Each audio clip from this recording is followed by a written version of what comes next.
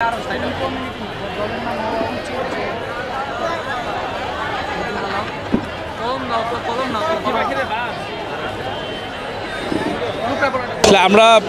জনমত কালেক্ট করতেছি, মানুষের মতামত।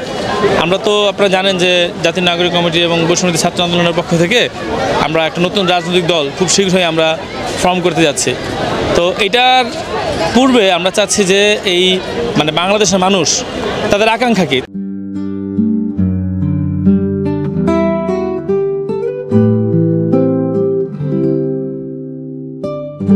তারা কি চায়। একটা দল আসলেই তো হবে না, সেই দলের মানুষের সমর্থন থাকবে কিনা সেটুকু বোঝার চেষ্টা করছি, এবং মানুষজন কীরকম দল চায়, তার আকাঙ্ক্ষাটা কী হবে সেই দলের কাছে, এইটা আমরা একটু বোঝার জন্য আমরা অনলাইনে এবং অফলাইনে দুইভাবেই আমরা মানুষের মতামত কালেক্ট করতেছি।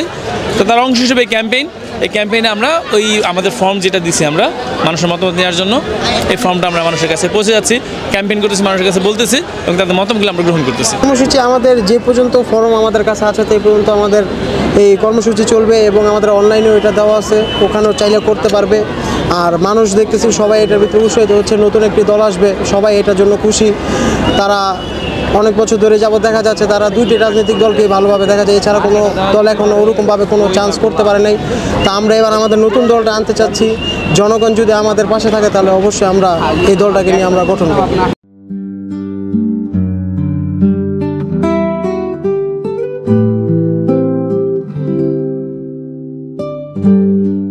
আজকে থেকে আমাদের কর্মসূচি শুরু হয়েছে, আমরা ভালোই সাড়া পাচ্ছি। আর আমরা চাই যাতে মানুষ এখানে আমাদের ফর্মটা ফিল আপ করুক। এখানে অনলাইন রেজিস্ট্রেশন আছে এবং আমরা অফলাইনও রেজিস্ট্রেশন করার মাধ্যম রাখছি।